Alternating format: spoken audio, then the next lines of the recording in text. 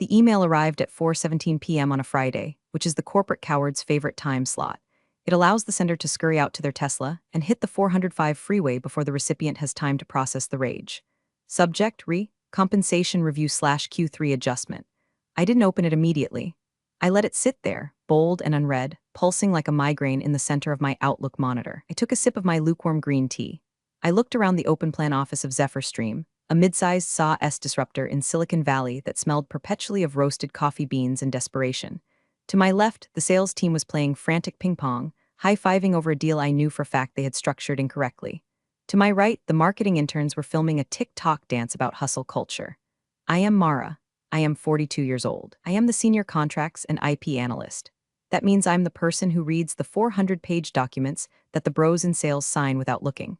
I'm the one who makes sure we don't accidentally sell the rights to our source code to a shell company in the Caymans.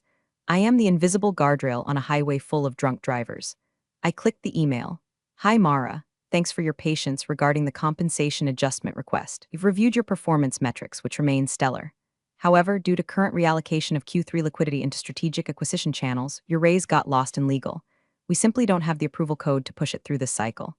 Let's revisit next quarter. Best Tyler HR business partner, lost in legal. I stared at the phrase. It was cute. It was ironic. It was a lie so lazy it was almost insulting. I am legal, or at least, I am the backbone of it. The general counsel, a man named Greg who spends 80% of his time golfing and the other 20% asking me how to convert PDFs to Word, wouldn't know a budget approval code if it bit him on his Callaway polo. This was the third year in a row. 3 years ago, it was pandemic uncertainty. 2 years ago, it was market volatility. Now, it was lost in legal. Meanwhile, I knew for a fact that Tyler in HR had just approved a $15,000 retention bonus for a junior developer who had broken the build server twice last month. I knew this because I processed the NDA paperwork for the bonuses. Quick side note, if you're listening this and you've ever been told your raise is in the pipeline while watching the CEO buy a new boat, do me a favor and hit subscribe and maybe upvote this story. It fuels our soul and helps us afford the good wine we're going to need to get through this retelling. Thanks. I didn't scream. I didn't type a furious reply in all caps. I didn't go to the break room and steal the good creamer. I am a professional. I simply took off my glasses, cleaned them with a microfiber cloth, and felt a very specific, cold switch flip in the back of my brain. It wasn't sadness. It wasn't even anger, really. It was clarity. I thought I was furniture. A sturdy, reliable, ergonomic chair that you sit on and forget. They assumed that because I was quiet, because I didn't play ping pong, because I didn't wear Patagonia vests and shout, "Let's go," when I closed a ticket that I had no leverage. They were wrong. I looked at the sales team again. They were celebrating the Vanguard account. It was the crown jewel. An $80 million joint venture with a massive defense logistics firm was the deal that was going to make Zephyr Stream a unicorn. It was the deal that paid for the CEO's new glass-walled office. It was also a deal that I had written, not the glossy pitch deck, not the handshake. I wrote the contract, the Master Service Agreement, MSA, the IP indemnity schedule, the 60-page addendum on royalty structures. I remembered that addendum vividly. I wrote it 3 years ago, late at night, when the company was desperate and cash poor. It needed Vanguard to sign, but we couldn't offer them the upfront equity they wanted. So I had crafted a performance-based royalty trigger. It was complex. It was buried in legalese that made your eyes bleed if you didn't know what you were looking for. I stood up. My knees popped slightly, a reminder that I wasn't 25 anymore. I walked past the ping-pong table. "Hey Mara, smile," one of the account executives yelled, banking a shot off the wall. "It's Friday." I gave him a thin, tight smile. "Have a great weekend, Braden." I walked to the secure file room. Most things were digital now, but the original Vanguard contract with the wet signatures was kept in the fireproof safe. I had the code. Of course I had the code. I was the only one who ever went in there. The room smelled of ozone and dust. I spun the dial on the heavy steel cabinet. Click, click, clack. I pulled out the binder. It was 3 inches thick, navy blue, labeled Vanguard Licensing Agreement Executed Copy. I opened it to page 42, Clause 14C. I ran my finger over the text. The font was Times New Roman, size 10, small, unassuming, deadly. In the event that the licensor, Zephyr Stream, achieves 3 consecutive quarters of 99.99% uptime while processing in excess of 5 terabytes of client data, the milestones, licensor acknowledges that intellectual property rights for the core algorithm shall shift to a shared royalty model, entitling the original IP architect to a retroactive commission of 0.5% of gross contract value, unless a waiver is signed by said architect. I checked the signature page. Signed by the CEO of Vanguard, signed by our CEO, and on the bottom line, IP architect/drafting analyst. Signed, Mara L. Reyes. I closed the binder. The silence in the file room was heavy, but it wasn't empty. It was full of potential energy. Lost in legal, I whispered to the empty room. The irony was delicious. My raise wasn't lost. It was right here, hiding in plain sight, compounding interest for 3 years. I wasn't going to reply to Tyler. I wasn't going to beg. I was going to teach them a lesson about the importance of reading the fine print. I slipped the binder into my tote bag. Technically, taking original documents is a violation of company policy. But then again, so is wage theft. And I had a feeling that by Monday morning, company policy wasn't going to matter much anymore.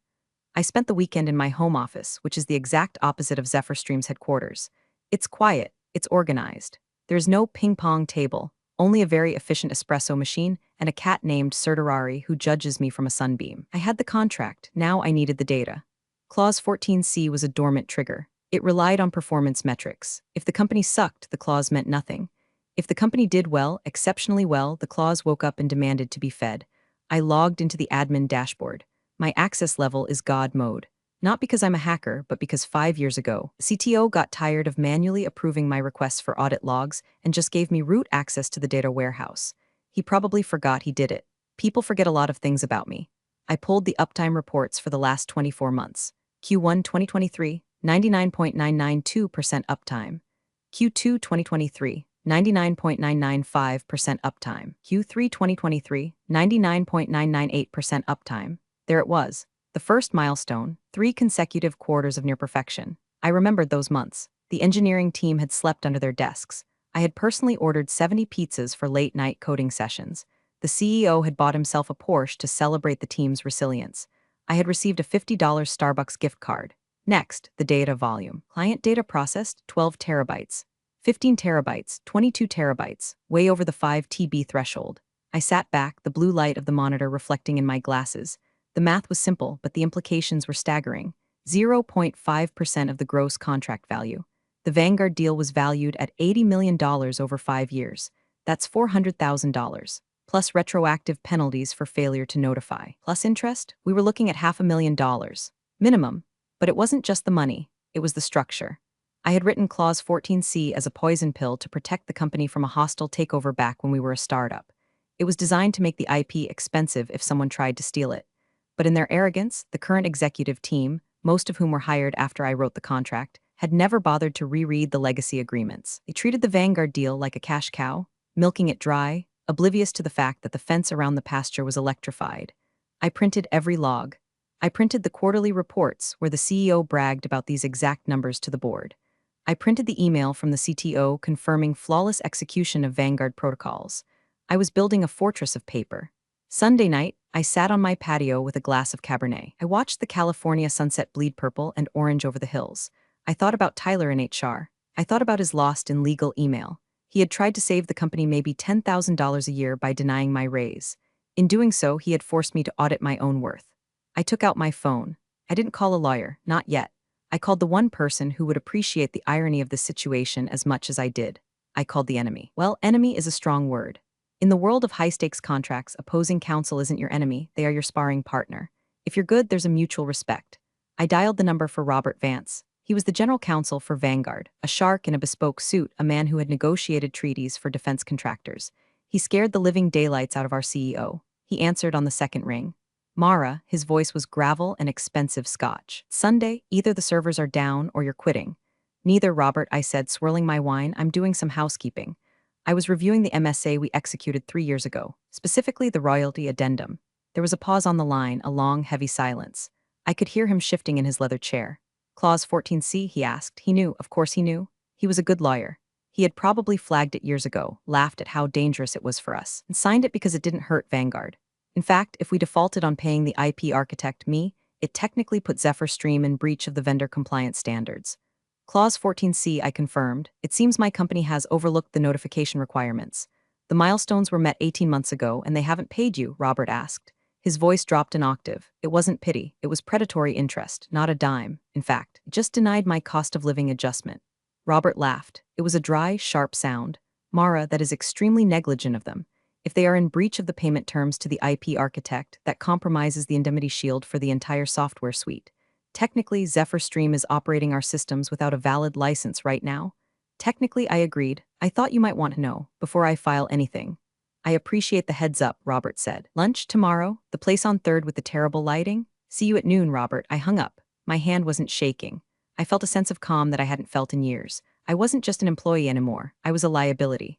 And come Monday, I was going to be the most expensive problem they had ever ignored. The restaurant was called El Amber. It was dark, expensive, and served steaks the size of hubcaps. It was the kind of place where deals were made in whispers, and the waiters knew to never interrupt a silence. Robert was already there, a martini sitting untouched in front of him. He looked like a silver-haired wolf in a Brioni suit. He didn't stand up when I arrived, he just nodded at the empty chair. Mara, you look like someone who knows where the bodies are buried. I dug the graves, Robert. Of course I know where they are. I sat down and placed my napkin on my lap. Sparkling water, please, I told the waiter who materialized out of the gloom. Robert cut to the chase before the water even arrived. I had my team review the contract this morning. You're right. Clause 14C is ironclad. It's actually brilliant. Who let you put that in there? The old CEO. He was desperate to close the deal. He told me to add whatever safeguards necessary to protect the IP value. He thought it protected the company from you. He didn't realize it protected the IP creator from the company. Robert smirked. And the current regime? Greg, the golf pro masquerading as a general counsel? Greg thinks force majeure is a French dessert. Robert chuckled, but his eyes were cold. He tapped a manicured finger on the table. Here's the situation from my side, Mara. Vanguard pays Zephyr Stream $20 million a year. We rely on your software. If Zephyr Stream is in breach of its own internal IP compensation protocols, that creates a liability chain. If you sue them and win an injunction, you could theoretically freeze the code. I could, I said softly, but I don't want to hurt the product. I built the product structure. I just want what the contract says is mine. And you want them to bleed a little, Robert added. I took a sip of the sparkling water. I want them to understand that lost in legal is not a valid accounting strategy. Robert pulled a folder from his briefcase and slid it across the white tablecloth. It was thin, precise. This isn't legal advice, he said, the standard lawyer disclaimer. But Vanguard takes compliance very seriously. If we were to discover that a key vendor was failing to compensate its primary IP architect, we would be forced to issue a formal notice of inquiry. It would demand an audit of all IP-related disbursements to ensure the software we are using is free of encumbrances. I opened the folder. It was a draft letter, addressed to the CEO of Zephyr Stream. Urgent audit of intellectual property compliance and royalties. It demanded proof that Clause 14C had been satisfied. It cited the exact milestones I had printed out. It requested a response within 48 hours. If you send this, I said, looking up. Greg will panic, the CEO will scream. Good, Robert said. They've been overcharging us for support hours for 6 months. I've been looking for a reason to squeeze them. You just handed me a vice grip. He leaned in. You realize, Mara, that once I send this, there is no going back? They will hunt for the leak. They will know it's you. They won't know I corrected him. They'll suspect. But they can't prove I spoke to you. And even if they do, retaliation against an employee for asserting contractual rights regarding their own compensation? In California? Treble damages, Robert whispered, savoring the legal term like a fine wine. Exactly. Do it, I said. Robert signaled for the check. I'll send it tomorrow morning at 9 o'clock a.m. I suggest you be in the office. The fireworks should be spectacular. We didn't shake hands. We didn't need to. We were two professionals who understood the mechanics of the machine. I walked out of the restaurant into the blinding California sun. I felt lighter. I went back to the office for the afternoon. I sat at my desk. I answered emails. I helped a junior associate fix a formatting error in an NDA. I was helpful. I was pleasant. I watched Tyler from HR walk past my desk. He was holding a green smoothie and wearing noise-canceling headphones. He didn't even look at me. Enjoy the smoothie, Tyler, I thought. Might be the last thing you digest comfortably for a while. Tuesday morning, 9:02 a.m. The office was buzzing with the usual caffeine-fueled chaos. The marketing team was arguing about font sizes. The sales team was ringing a literal cowbell because someone had sold a $500 subscription. Then the email hit. I didn't receive it directly. It went to the CEO, Brett, the CFO, Chad, and the general counsel, Greg. I sat quietly, monitoring the network traffic headers. I saw the email from Vanguard Legal enter the server. It was flagged high importance. At 9:15 a.m., I saw Brett forward it to Greg. Subject, FWD, urgent audit. Greg, handle this. Probably just standard compliance spam. Don't let them slow down the Q4 pipeline. At 9:30 a.m., I saw Greg forward it to the VP of Finance. Subject, FWD, urgent audit. Chad. They're asking about royalty structures. Do we have any of those? Just send them some generic financials. At 9:45 a.m., the email landed in my inbox. From Greg, General Counsel, to Mara Ray's subject. Vanguard whining again. Mara. Vanguard sent some formal nonsense about an IP audit and Clause 14C. Sounds like legacy contract gibberish. Can you draft a standard we are in full compliance response? Don't spend too much time on it. I need you to focus on the merger due diligence. THXG. I stared at the screen.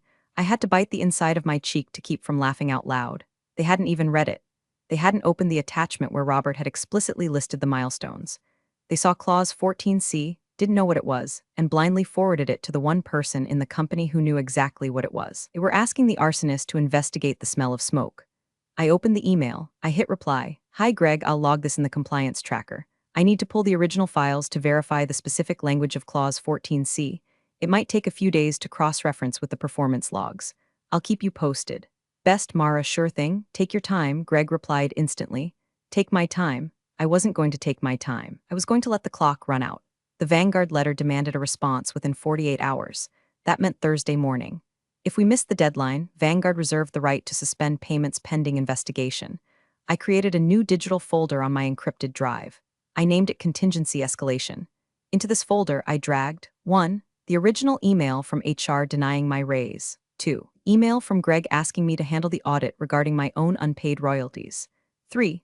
A PDF export of the Slack conversation where Chad, CFO, joked about hiding profits to avoid paying out bonuses last year. I archive everything. Never annoy the person who manages the data retention policy. Wednesday passed in a blur of surreal normalcy. I sat in meetings where Brett talked about radical transparency and valuing our people. I watched him present a slide deck about our record-breaking uptime. We are unstoppable. Brett cheered, fist pumping. Vanguard is thrilled with our performance. They are thrilled with the performance, I thought. They are less thrilled that you're stealing from the architect of that performance. I looked at Greg during the meeting. He was scrolling through Instagram on his phone under the table. He had completely forgotten about the Vanguard email. To him, it was just another task he had delegated to the help. I felt a strange sensation in my chest. For years, I had resented being invisible. I hated being the woman in the gray cardigan who fixed the formatting while the men in vests took the credit. But now, invisibility was a superpower. I was a ghost in the machine. I was walking through walls, planting dynamite, and they were handing me the matches. Thursday arrived. The 48-hour deadline was approaching. I didn't send the response. I didn't draft the "We are in compliance" letter. Instead, I updated the ticket in our internal system. Status, pending legal review, awaiting executive sign-off. Technically, I was waiting. I was waiting for them to do their jobs. I was waiting for them to realize that the cliff edge was right there. They didn't. At 5 p.m. on Thursday, the deadline passed. At 5:01 p.m., my phone buzzed. A text from Robert. Radio silence. Old move, I replied. They think it's spam. They delegated it to me. I'm reviewing. Robert replied with a single emoji. Popcorn, the trap was set. Now we just had to wait for the snap. Friday morning, the audit committee meeting. This was usually a borefest where Chad, the CFO, tried to explain why we were burning cash faster than a bonfire in a wind tunnel. Today, however, the atmosphere was different. There was a weird energy. We gathered in the Disrupt conference room. Glass walls, uncomfortable avant-garde chairs, a $20,000 espresso machine humming in the corner. Chad stood at the head of the table. He was 35, wore a vest that cost more than my car, and had the confidence of a man who had never been told no in his life. Okay team, Chad said, clapping his hands. Vanguard payments are looking weird this month. Accounts receivable says the wire is pending. Anyone know why? My heart did a slow, heavy thud. Vanguard had frozen the payment. Robert moved fast, probably just a bank holiday in. Wherever they bank, Greg said, spinning a pen. I'll ping them, do that, Chad said. We need that cash flow for the Q4 offsite in Tahoe. Then a voice spoke up from the end of the table. Actually, it was Kevin. Kevin was a 22-year-old junior analyst, fresh out of Stanford. Smart. Too smart. I was looking at the liability ledger yesterday. I saw a flag on the contingent liabilities tab. Something about royalty class B. It's accruing at like 0.5% of gross. The room went quiet. Chad frowned. Royalty? We don't pay royalties. We're a SaaS platform, not a record label. It's in the legacy code base, Kevin persisted, tapping his laptop. Clause 14C? It says it triggers upon uptime milestones. The system automatically flagged it as a liability because our uptime is so high. Chad looked at Greg. Greg, what the hell is Kevin talking about? Greg looked blank. I don't know. Probably some old boilerplate the previous lawyers left in. Ignore it. I can't just ignore a flagged liability, Kevin said, his voice shaking slightly. If the auditors see this? Kevin, Chad snapped. We are not paying royalties. Delete the flag. Reclassify it as system error. I watched Kevin. He looked uncomfortable. He looked at his screen. And he looked up and locked eyes with me. He knew I handled contracts. I held his gaze. I didn't shake my head. I didn't nod. I just stared at him with a neutral, intense expression that said, "Don't be a hero, kid." Kevin looked back at Chad. But if the contract says, delete the flag, Kevin, Chad barked. God, why does everyone in this company want to find problems? We are trying to scale. Reclassify it and let's move on. Kevin slumped. Okay. Classifying as error. He typed the command. The red flag on the screen disappeared. They had just committed financial fraud, willful suppression of a known liability in front of witnesses. I quietly opened my notebook and wrote down the time, 10:14 a.m. Chad orders deletion of Clause 14C liability flag. Kevin complies under duress. Mara, Chad turned to me suddenly. You track the IP stuff. We don't owe anyone royalties, right? This was the moment. I could lie and protect myself for now, but implicate myself later. Or I could tell the truth in a way they wouldn't hear. The contract language is very specific, Chad, I said, my voice steady. Clause 14C exists. It was signed by the previous executive team. Whether or not you choose to acknowledge the liability is an accounting decision, not a contractual one. See, Chad said, turning back to the room. It's legacy junk. An accounting decision. And I've decided it's zero. Moving on, he heard what he wanted to hear. He heard you can decide. He didn't hear you are breaking the law. I looked down at my notebook. My hand was trembling slightly now, not from fear, from adrenaline. After the meeting, I received a Slack message from Kevin. Kevin, hey Mara, that clause? It had your initials on the draft log. You wrote it, didn't you? I hesitated. Kevin was a good kid. I didn't want him to go down with the ship. Mara, Kevin, if I were you, I would send an email to Chad confirming his instruction to delete that flag. BCC your personal email, just for your records. Kevin, is it that bad? Mara, do it now. I saw the Kevin is typing, bubble for a long time, then it stopped. 10 minutes later, I got a BCC on an email from Kevin to Chad. Subject, confirmation of instruction to reclassify royalty flag. Chad, per our meeting. I have removed the liability flag as instructed. Smart kid. He just bought himself a life raft. As for Chad and Greg, they had just drilled a hole in the hull of the Titanic to let the water out. The weekend felt like holding your breath underwater. Vanguard had frozen the payment on Friday afternoon. Usually this would trigger alarms immediately. But Chad, in his infinite wisdom, had left early for a networking retreat in Napa. The accounts receivable team saw the error, emailed Chad, got his out-of-office auto-reply, and decided it was a problem for Monday. Perfect storm. I spent Saturday morning with my personal attorney, a sharp, terrifying woman named Alina who operated out of a strip mall office next to a Thai massage parlor. Don't let the location fool you. Alina ate corporate lawyers for breakfast. I laid it all out, the binder, the emails, the lost in legal rejection, timeline of the ignored Vanguard notices, the notes from the finance meeting where Chad ordered the fraud. Alina read through everything, her face unmoving. She flipped through the pages with a rhythmic snap, snap, snap. Finally, she looked up over her glasses. They are incredibly stupid, she said. They're arrogant, I corrected. They think rules are for other people. Well, Alina smiled, revealing very white, very sharp teeth. Rules are about to become very expensive for them. Here is the strategy. Vanguard sues for breach. Zephyr Stream will panic. They will try to fire you for negligence in not warning them. That's when we drop the whistleblower suit. Retaliation, wage theft, and since they ordered the deletion of the financial flag, Sarbanes-Oxley violations. I don't want to destroy the company, Alina, I said. I just want my royalties, and I want them to admit they were wrong. Mara, she said gently, you don't get one without the other. You're a cancer, you have to cut it out. She drafted a letter of representation. To Zephyr Stream Legal Department. Rights and claims of Mara L. Raise regarding intellectual property royalties. Do not send this yet, Alina instructed. Wait until Vanguard drops the hammer. Then, 10 minutes later, you send this to HR. It freezes them. They can't fire you while you have an active legal claim regarding the very issue they are being sued over. Makes you untouchable. I went home. I cleaned my apartment. I scrubbed the grout in the shower. I needed to do something with my hands. Sunday night, I couldn't sleep. I sat in my living room, staring at the dark screen of my TV. I thought about the last 5 years, the late nights, the weekends I worked for free because we're a family, the time I missed my niece's baptism because the server crashed and I had to review the emergency vendor contracts. I had given them everything and they couldn't even give me a cost of living raise. Your raise got lost in legal, I whispered to the dark. It wasn't about the money anymore. It was about dignity. It was about the fact that they looked at me and saw nothing. Well, tomorrow they were going to look at me and see God. I opened my planner to Monday's date.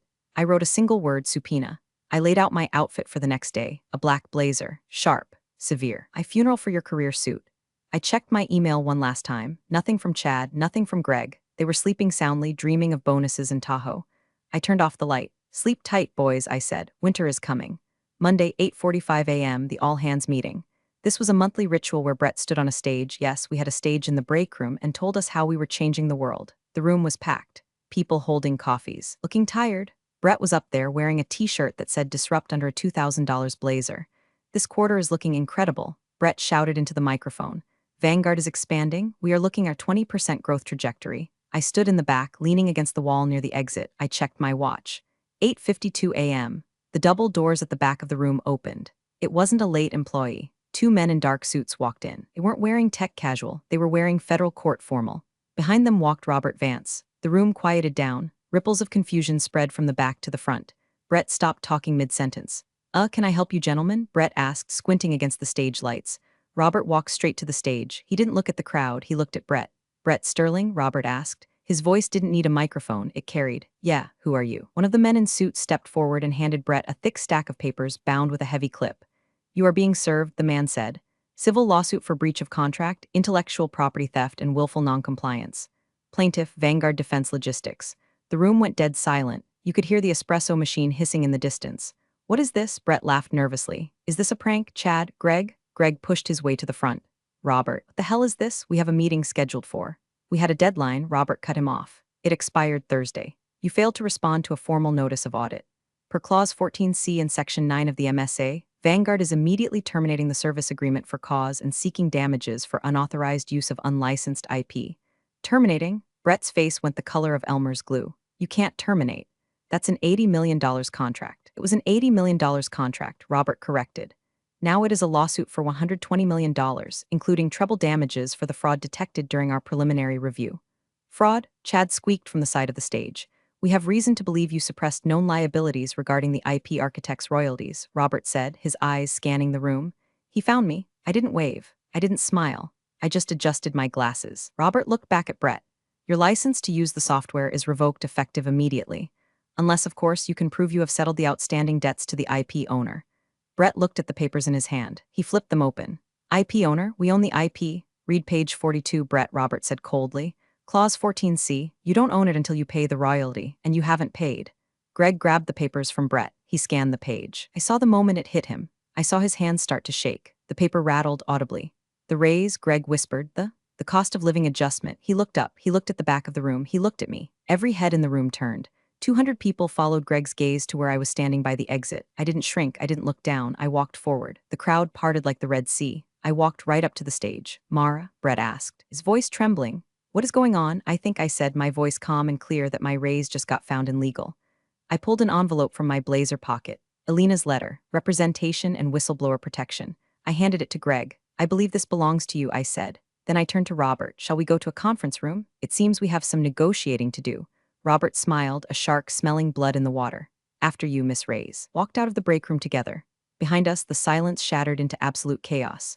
10 minutes later, we were in the boardroom. On one side, me and Robert. On the other side, Brett CEO, Chad CFO, and Greg GC. In the middle, the thick stack of lawsuit papers and a very heavy silence. Brett looked like he was going to vomit. Mara, look, we can fix this. We can. We can unlock that raise. Retroactive. 5%, 10%, I laughed. It was a genuine laugh. Brett, we are way past 10%. We are talking about Clause 14C. Do you know what that is? It's some bullshit loophole you hid in the contract. Chad yelled. He was sweating. It's sabotage. It's a standard protection clause, Robert interjected smoothly. One that your company signed, and your company triggered by hitting the milestones, and your company ignored when notified. We didn't know, Greg pleaded. Mara didn't tell us. I sent you an email on Tuesday, I said quietly. Subject, Vanguard whining again. You told me to handle it. You told me to prioritize the merger due diligence. You didn't read it, Greg. Greg opened his mouth, then closed it. He knew I had the email. He knew I had the logs. Here is the reality, Robert said, leaning forward. Zephyr Stream owes Miss Reyes approximately $450,000 in back royalties, plus interest. Furthermore, because you instructed your staff to delete the financial liability flag, yes, we know about that, you are looking at personal liability for the officers involved. Chad went pale. Kevin, he whispered. Kevin is a good kid, I said. Leave him out of this, so what do you want? Brett asked. He sounded defeated. You want the money? Fine, we'll pay the $450,000. Just make the lawsuit go away. We can't lose Vanguard. It kills the company. It's not just the money, I said. It's the structure. You proved you can't be trusted with the IP. You tried to defraud the creator of the system. I slid a piece of paper across the table. It was a term sheet I had drafted with Alina over the weekend. 1. Immediate payment of all back royalties, $482,000 with interest. 2. A formal apology issued to the company for administrative errors regarding compensation. 3. Reinstatement of the royalty clause with a penalty multiplier for future delays. 4. My legal fees paid in full. Brett looked at the paper. This is a lot of money, Mara. It's cheaper than losing an $80 million client, Robert pointed out. Vanguard will only agree to drop the breach of contract suit if Miss Reyes signs a waiver stating she has been satisfied. If she doesn't sign, we walk. Today. Brett looked at Chad. Chad looked at the floor. Greg was rubbing his temples like he was trying to push his brain back inside his skull. And one more thing, I added. They all looked up. I want a promotion, I said, Director of Contract Compliance. Reporting directly to the board, not to the legal department. I don't trust Greg to read my emails anymore. Greg flinched. And I continued, I want full autonomy to audit all executive expenses for compliance with vendor contracts. Chad's eyes widened. He knew what was in those expense reports. The client dinners that were actually bachelor parties. The travel that was just Napa. You can't do that, Chad hissed.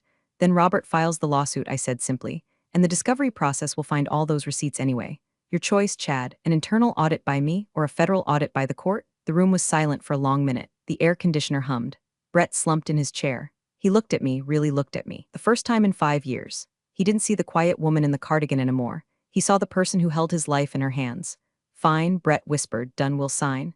Excellent, Robert said, clicking his pen. I have the settlement agreement right here. I watched them sign. Brett's hand was heavy. Chad looked like he was signing his own death warrant. Greg just looked tired. When they were done, I took the document. Thank you, I said. Now, if you'll excuse me. I have some work to do. Apparently, there was a compliance issue that got lost in legal. I need to go fix it. The wire transfer hit my account on Wednesday. $482,340.12. I stared at the number on my banking app. It looked like a phone number. It looked like freedom. But the money was just the beginning. The real payment was the fear. The following week, the changes started. Brett announced he was stepping back from day-to-day operations to focus on visionary strategy. Translation: the board heard about the near miss with Vanguard and put him in a timeout. Chad, the CFO, decided to pursue other opportunities. He was escorted out of the building on a Tuesday. I watched from my office window as he carried a box of personal items to his Porsche. He didn't look back. Rumor was that my first audit of his expenses turned up some very interesting invoices for consulting fees paid to his brother-in-law. Greg remained, but he was a ghost. He sat in his office, door closed, actually reading contracts now. Every time he saw me in the hallway, he nodded respectfully and scurried away. As for me, I got the corner office, the one with the view of the bay. I replaced the Hustle Harder neon sign with a nice, tasteful abstract painting. My title is now Director of Strategic Compliance and IP Governance. I hired Kevin. He's my senior analyst now. We have a strict policy. We read everything.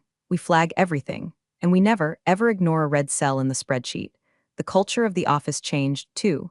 The ping-pong table was moved to the basement. The sales bros learned to knock before entering my office. I learned that Mara needs to sign off on this meant you better have your paperwork in order or God help you. Vanguard stayed. Robert and I have lunch once a month. We don't talk about business much. We talk about wine and travel and the stupidity of people who think they can outsmart the fine print. One afternoon, about 6 months later, I got an email from Tyler in HR. Subject: Annual Review/Compensation Adjustment. Hi Mara, just wanted to let you know that your new compensation package has been fully processed and approved by the board. No issues this time. Best, Tyler. I smiled. I took a sip of my tea, the expensive kind, imported from Japan, which I now expense to the company. I hit reply. Thanks, Tyler. Make sure you file it correctly this time. We wouldn't want it to get lost in legal again. I closed my laptop. The sun was setting over Silicon Valley, casting long shadows across the glass buildings. They say the devil is in the details. They're wrong. The devil is in the person who reads the details, and she just got a raise.